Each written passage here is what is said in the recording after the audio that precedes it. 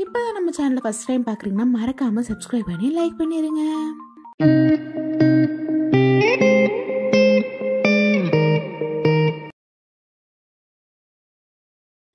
Starting எடுத்தோடனே நம்ம heroine வந்துட்டுருக்காங்க. ஹீரோயினுக்கு கண்ணு தெரியாது. ஹீரோ தான் ஹீரோயினோட பாடிகார்டாக இருக்காங்க. ஹீரோயின் இருந்துட்டு ஒரு ரொம்ப பெரிய பணக்காரங்களோட பொண்ணு. ஸோ அந்த சொத்தை அபகரிக்கிறதுக்காக ஒரு மீட்டிங் வைக்கிறாங்க. ஹீரோயின் நான் தனியாக போயிட்டு வரேங்கிறாங்க. ஹீரோ வேணாம் அப்படின்னு சொல்கிறாங்க. பரவாயில்ல நான் தனியாக போயிட்டு வரேன் அப்படின்னோடனே ஹீரோ ஒரு செயினை மாட்டி விட்டு சரி ஓகே ஏதாவது பிரச்சனைனா இந்த பட்டன் அமுத்துங்க நான் உள்ளே வந்துடுறேன் அப்படிங்கிறாங்க. ஹீரோயினும் தனியாக அந்த மீட்டிங் நடக்கிறக்குள்ள ரூமுக்கு கூட்டிகிட்டு போகிறாங்க. ஹீரோனுக்கு கண்ணு தெரியாதுன்னு எல்லாருமே ரொம்ப மோசமாக பிஹேவ் பண்ணுறாங்க. கீழே தள்ளி விடுறாங்க. இங்கே பாரு உங்கள் அப்பன் தான் செத்து போயிட்டான், நீ குருட்டு பொண்ணு, உங்ககிட்ட இருக்கிறத வச்சு நாங்கள் என்ன பண்ணுறது, அதனால ஒழுங்காக இந்த ஷேர்ஸில் எங்களுக்கு கொடுத்துருன்னு சொல்லிட்டு எல்லாருமே ரொம்ப டார்ச்சர் பண்ணுறாங்க. ஆனால் ஹீரோயின் ரொம்ப ஸ்ட்ராங்காக நிற்கிறாங்க, முடியவே முடியாதுன்னு சொல்லிட்டு.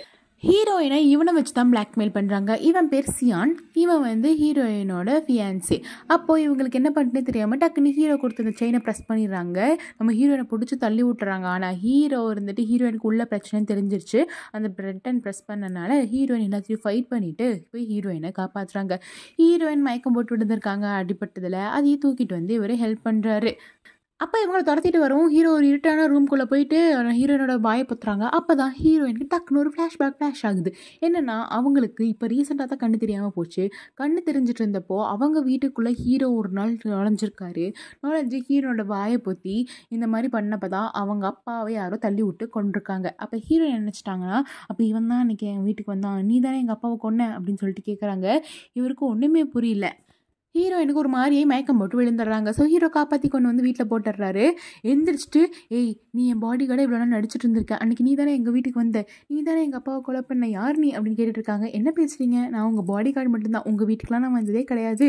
அண்ட் உங்களுக்கு உடம்பு சரியில்லைன்னு தான் நான் தூக்கிட்டு வந்திருக்கணும்னு. இல்லை எனக்கு ஃபீல் ஆகுது, எனக்கு கண்ணு தெரியாமல் போனதுக்கப்புறம் அந்த ஃபீல் எனக்கு அப்படியே இருக்குது, நீ தானே என் வாயை புத்தி அன்றைக்கி பண்ண அப்படிங்கிறாங்க. ஒழுங்காக மாத்திரையை சாப்பிட்டு அமைதியாக இருங்க, நான்லாம் உங்கள் வீட்டுக்கு வரல, நான் அவங்க வெறும் பாடி கார்டு தான் அப்படின்னு சொல்கிறாங்க. ஹீரோயினும் அப்படியே காமாகறாங்க. ஒருவேளை நமக்கு தான் பிரம்மையாக தோணுது போல் அப்படின்னு சொல்லிட்டு. ஆக்சுவலாக கொஞ்ச நாளைக்கு முன்னாடி உங்களுக்கு நார்மலாக கண்ணு தெரிஞ்சுட்டு தான் இருந்திருக்கு. ஒரு ஆக்சிடெண்ட்டில் கண்ணு தெரியாமல் போயிருக்கு. அதே ஆக்சிடெண்ட்டில் தான் அவங்க அப்பாவை யாரோ கொண்டிருக்காங்க. அது யாராக இருக்கும்னு சொல்லிட்டு ஹீரோயினுக்கு டவுட்டு. அதுக்கப்புறம் ஹீரோ அங்கேருந்து கிளம்பி அவங்க ஃபியான்சியை மீட் பண்ணுறாங்க. எனக்கு இன்றைக்கி ரொம்ப பயமாக இருந்துச்சுன்னு சொல்லிட்டு கூடவே இருக்கால இவ தான் ஹீரோனோட பெஸ்ட் ஃப்ரெண்டும் அவங்க ஃபியான்சியும் இருக்காங்க. 2 பேருமே கட்டி பிடிச்சிட்டு நிற்கிறாங்க, ஹீரோயினும் ஃபியான்சியும். அதுக்கப்புறம் சரி நான் கிளம்புறேன்னு சொல்லிட்டு கிளம்புறாங்க ஹீரோயின் அவங்க ரூமுக்கு. அவங்க போனதுக்கப்புறம் தான் இதுக்கு 2 பேசிக்குதுங்க. ஆக்சுவலாக ஹீரோனோட ஃபியான்சியும் பெஸ்ட் ஃப்ரெண்டும் அஃபேரில் இருக்காங்க. ஹீரோனோட சொத்துக்காக தான் அவன் கல்யாணம் பண்ணிக்கிற மாதிரி நடிக்கிறான், சொத்துக்காக தான் இவளும் கூட இருக்கா. ஆனால் இவங்க 2 பேரும் ஹீரோயின் அப்படியே மலை மாதிரி நம்புகிறாங்க. அவன் நம்ம ஹீரோனுக்கு கண்ணு தெரியாததை யூஸ் பண்ணி இதுக்கு 2 ரொம்பவே ஏமாத்துதுங்க. சீக்கிரம் அவளை கொண்டுட்டு இல்லைன்னா டிவோர்ஸ், நீ சீக்கிரம் கல்யாணம் பண்ணிக்கோ, சீக்கிரம் டிவோர்ஸ் பண்ணிட்டு அவள் சொத்தெல்லாம் எடுத்துகிட்டு போயிடலான்னு சொல்லிட்டு பிளான் பண்ணிட்டு இருக்குதுங்க இங்கே நின்று. அங்கே அப்படிலாம் பிளானை போட்டு இங்கே ரொம்ப நல்ல ஒரு மாதிரி ஹீரோயின்ட்ட பேசிக்கிட்டு இருப்பா. ரொம்பவே மோசக்காரி இவ. ஹீரோயினும் இருந்துட்டு பாவம் பெஸ்ட் ஃப்ரெண்டு சின்ன வயசுலேருந்தே கூட இருக்கான்னு சொல்லிட்டு கண்ணும் தெரியாதனால ரொம்பவே நம்புகிறாங்க இவளை. அதுக்கப்புறம் அவங்க ஹீரோ கூட போகிறாங்க. பாடி கார்டு தானே ஹீரோ, ஸோ கூடவே தான் வராங்க.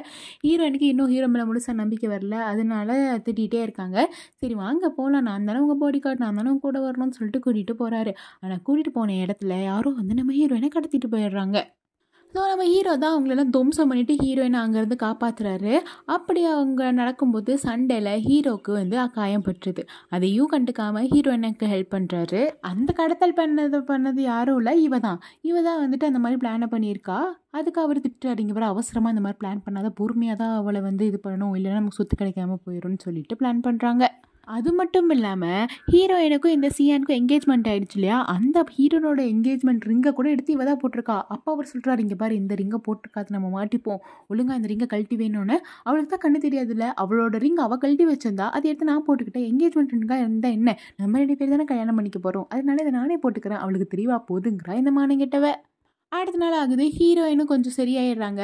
ஹீரோ பற்றி யோசிக்கிறாங்க, சே நம்மளுக்காக எவ்வளோ பெரிய அடியெலாம் வாங்கி அப்பயே நம்மளை தானே அவள் காப்பாற்றிருக்கான்னு யோசிச்சு ஹீரோ மேலே அவங்க அப்பாவை தான் கொண்டாங்கிற டவுட்லாம் போய் சாஃப்ட் கார்னர் வர ஆரம்பிச்சிருச்சு. அதுக்கப்புறம் ஹீரோயின் அவங்க அப்பாவோட ஃபோட்டோவை பார்த்து, அப்பா உங்களை யார் கொண்டானே தெரில, நீங்கள் எப்படி இறந்தீங்கன்னே தெரில, இவ்வளோ மர்மமான ஒரு சாவு உங்களுக்கு அப்படின்னு சொல்லிட்டு ரொம்பவே ஃபீல் பண்ணிகிட்ருக்காங்க. இதெல்லாம் இவன் கிட்ட சிரிச்சுக்கிட்டு இருக்கான் சைக்கோ அந்த சியான். ஹீரோ பார்த்துடுறாரு. இவன் எதுக்கும் பிளான் பண்ணுறான் போல. இவன் நம்ம ஹீரோயின் கூட உண்மையா இல்ல அப்படின்னு சொல்லிட்டு புரிஞ்சிடுது ஹீரோக்கு. இங்க பாவம் ஹீரோயின் உட்காந்து அழுன்னு அழுதுட்டு இருக்காங்க அவங்க அப்பாவை நினைச்சு. அப்புறம் அந்த சியான் போயிடுறான். அப்போ இவர் தான் கூட இருக்காரு. கூட இருந்துட்டு இவரே ஆறுதல் சொல்றாரு. உனக்கு என்ன தெரியும் இந்த கஷ்டத்தை பத்தி அப்படின்னு சொன்னோன்னே அப்பதான் அவர் சொல்றாரு, எங்க அப்பாவும் இறந்துட்டாரு. இதே மாதிரி தான் நானும் நின்னேன். அண்ட் எங்க அப்பா ஒரு பெரிய பிஸ்னஸ் மேனால ஏமாத்தப்பட்டு யாரோ கொன்னு தான் எங்கள் அப்பாவும் இறந்துருக்காரு. எங்கள் அப்பா இறந்த அன்னைக்கு எல்லாரும் பார்க்க வந்தாங்க. ஆனால் அன்பால் பார்க்க வரல. எங்கள் அப்பா கடன் வாங்கியிருந்தது கேட்டு வந்தாங்க. அப்போ நானும் எங்கள் அண்ணனும் சின்ன பசங்க எவ்வளோ கஷ்டப்பட்டிருப்போம்.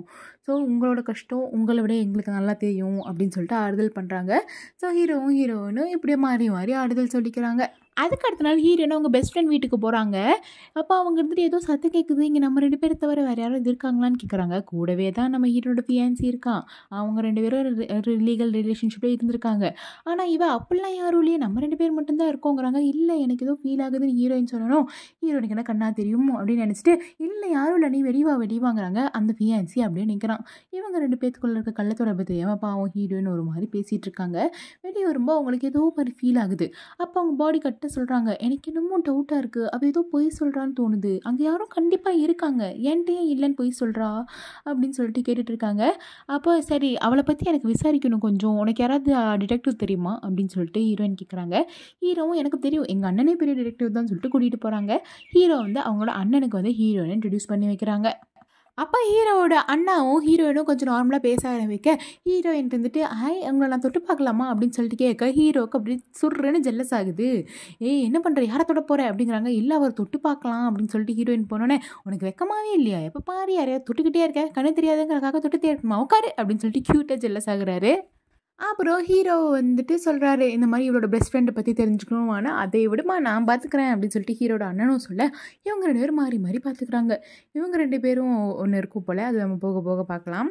அதுக்கப்புறம் வர வர ஹீரோ வந்து ஹீரோயின் கூட வந்து க்ளோஸ் ஆகுறது இந்த சியானுக்கு பிடிக்கவே இல்லை. நீ ஏன் எப்போ பாரு இவன் கூட சுற்றிட்டு இருக்க, இவன் பாடி கார்டுன்னு தெரியும், அதுக்கு இவ்வளோ க்ளோஸாக ஜாலியாக அவன்கிட்ட சிரிச்சுட்டு பேசிட்டு சுற்றிட்டு இருக்கணுமா, அவங்க கூட டின்னர்லாம் போகிறேன், இதெல்லாம் எனக்கு பிடிக்கல அப்படின்னு சொல்லிட்டு ஒரு மாதிரி ஹார்ஷாக பிஹேவ் பண்ணுறாங்க.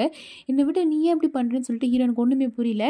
இங்கே பாரு அவன் என் பாடி கார்டு, நான் போனேன், இதில் என்ன தப்பு இருக்குது, அவன் தான் என் கூட 24 ஹவர்ஸும் இருப்பான் அப்படின்னு சொல்லிட்டு இருக்காங்க. சியானுக்கு அது பிடிக்கவே இல்லை. ஹீரோயினை ஹர்ட் பண்ணோன்னே ஹீரோ இருந்துட்டு இங்கே பாருங்கள், நீங்கள் வேணால் அவங்க ஃபியான்சியாக இருக்கலாம், ஆனால் நான் அவங்க பாடி கார்டு, யார் அவங்கள ஹர்ட் பண்ணாலும் நான் தடுப்பேன் அப்படின்னே எனக்கு இன்னும் சொல்கிறேன்னு கோவம் வருது.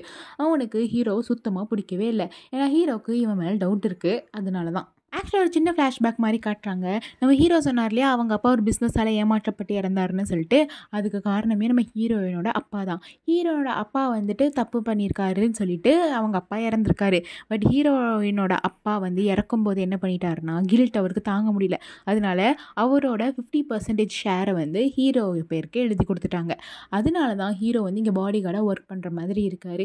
ஹீரோவுக்கு தான். ஆனால் இப்போ நம்ம ஹீரோனோட கம்பெனி இருக்கு இல்லையா, அதில் லார்ஜஸ்ட் ஷேர் ஹீரோ தான் வச்சுருக்காரு. அது எழுதி கொடுத்ததே ஹீரோயினோட அப்பா தான். சரி அவர் ஏமாத்தல, நல்லது தான் போகிற, இறக்கறதுக்கு முன்னாடி நம்மளுக்கு இவ்வளோ பெரிய நல்லது பண்ணியிருக்காருன்னு சொல்லிட்டு வந்து ஹீரோயினுக்கு பாதுகாப்பாக நம்ம ஹீரோ இருக்காரு. இதுதான் ஆக்சுவல் கதை. அதுக்கப்புறம் அடுத்த நாள் மறுபடியும் ஹீரோயினை சில கும்பல் வந்து தப்பாக நடந்துக்க முயற்சி பண்ணுறாங்க, கடத்த பார்க்குறாங்க. ஹீரோ வந்து செம்மையாக அவங்கள எழுத்து வாங்கிடுறாரு. ஹீரோயின் ரொம்பவே பயந்து போயிருக்காங்க. ஏன்னா இந்த டைம் வந்து எக்ஸ்ட்ராவாக போய் ரொம்ப தப்பாக நடந்துக்க ஆரம்பிச்சிருக்காங்க ஹீரோயின்ட்ட. இவருக்கு ரொம்பவே கடுப்பு. ஏன்னா இவருக்கு ஹீரோயினை கொஞ்சம் கொஞ்சமாக பிடிக்க ஆரம்பிச்சிருச்சு. அப்போ ஹீரோ அடிச்சதில் அந்த கடத்தல்கார சொல்லிட்டான், யார் கடத்த சொன்னாங்கன்னு நான் சொல்லிடுறேன், என்ன அடிக்காதீங்கன்னு சொல்லிட்டு. ஒரு பொண்ணு ப்ளூ கலர் டைமண்ட் வச்சு ஒரு செயின் போட்டுருந்துச்சு, அந்த பொண்ணு தான் இவங்களை இப்படி பண்ண சொன்னா அப்படின்னு சொல்லிடுறாங்க. ஹீரோனுக்கு வந்து ஓன் அழுக ஆரம்பிச்சிடுறாங்க. ஏன்னா அந்த செயினை போட்டிருக்கிறது அவங்க பெஸ்ட் ஃப்ரெண்டை அவள் தான் இதெல்லாம் பண்ணிகிட்ருக்கா. அது இப்போ ஹீரோயினுக்கு புரிஞ்சிருச்சு. ஏன்னா அந்த செயினை வாங்கி கொடுத்ததே ஹீரோயின் தான். அந்த சொன்னோன்னே இவனுக்கு ரொம்ப ஷாக் ஆகிடுது. என் ஃப்ரெண்டு ஏன் இப்படி பண்ணணும்னு சொல்லிட்டு அப்படி ரொம்ப கட்டி பிடிச்சி அழுக ஆரம்பிச்சிடுறாங்க. எதுக்கு என் ஃப்ரெண்டே என்னை ஏமாத்துறா அப்படின்னு சொல்லிட்டு ரொம்பவே ஒன்றுமே புரியாமல் அழுகிறாங்க. பாவம். அடுத்த நாள் ஹீரோயின் நேராக அவள் வீட்டுக்கே போய் ஏன்டி இப்படி பண்ண அப்படின்னு சொல்லிட்டு கேட்குறாங்க. நீ என்ன சொல்கிற அப்படின்னு சொல்லிட்டு முழிக்கிறாங்க. நீ தானே எனக்கு அடுத்த பார்த்த, நான் உன் கூடயே இருக்கேன்ல, அந்த செயினை வச்சு தான் எல்லோரும் சொன்னாங்க அப்படின்னு சொல்லிட்டு இருக்கும்போது கரெக்டாக அந்த நாய் வந்துடுறான். வந்துட்டு இங்கே பாரு உன்னை யாரும் மேனிப்புலேட் பண்ணுறாங்க அப்படின்னு சொல்லிட்டு ஹீரோவை போட்டு குடுத்துர்றான். இங்க பாரு, அவன் இருக்கான் இல்லையா, அவன் வந்து ரொம்ப சாதாரண பாடி கார்ட் பையன்லாம் கிடையாது. அவன பத்தி பேக்ரவுண்ட் வெரிஃபிகேஷன் நான் பண்ணியிருக்கேன். அவனுக்கு ஒரு அண்ணன்லாம் இருக்கு. அவன் பெரிய பெரிய படிப்பெல்லாம் படிச்சிருக்கான். அப்படி படிச்சுட்டு உன்ட்ட ஏன் பாடி கார்டா வரணும்? காரணம் உன் சொத்து. உன் சொத்துக்காக தான் அவன் வந்திருக்கான். அவன் தான் உன்ன கடத்தவும் சொல்லியிருப்பான். இங்க பாரு, அவன நம்பாத அப்படின்னு சொல்லிட்டு ஃபுல் பழிய வந்து ஹீரோ மேல போட்டு விட்டுர்றாங்க. இவனுக்கு வந்து எப்படி யோசிச்சு பார்த்தாலும் ஹீரோ இப்போ வந்தவர் தான். ஆனா இவங்க 2 பேரும் நம்ம ஹீரோனோட குழந்தையிலேருந்தே கூட இருக்காங்க. அதனால இப்படி போட்டு நம்ம ஹீரோயினை மேனிபுலேட் பண்ணிடுறாங்க. பாவம் ஒரு செகண்ட் ஹீரோயினுக்கே என்ன பண்ணுறதுன்னு தெரில. ஒருவேளை ஹீரோவாக தான் இருக்குமோன்னு சொல்லிட்டு அவள் மேலே இருந்த கோவமும் போய் இப்போ ஹீரோ மேலே கொஞ்சம் கொஞ்சமாக சந்தேகம் வர ஆரம்பிக்குது. இப்படி பண்ணி விட்டாங்க. இதோட இந்த பார்ட் முடியுது. இவ்வளோ மோசமாக இருக்காங்க. இவங்க 2 பேர்கிட்ட இருந்து ஹீரோயினை எப்படி காப்பாற்றுறாங்க, ஹீரோயினுக்கு கண்ணு தெரிஞ்சுட்டா இவ்வளோ கெத்தாக இருக்கும் அப்படிங்கிறதெல்லாம் நம்ம அடுத்த பார்ட்டில் பார்க்கலாம். Please like, comment, share and subscribe. Tata.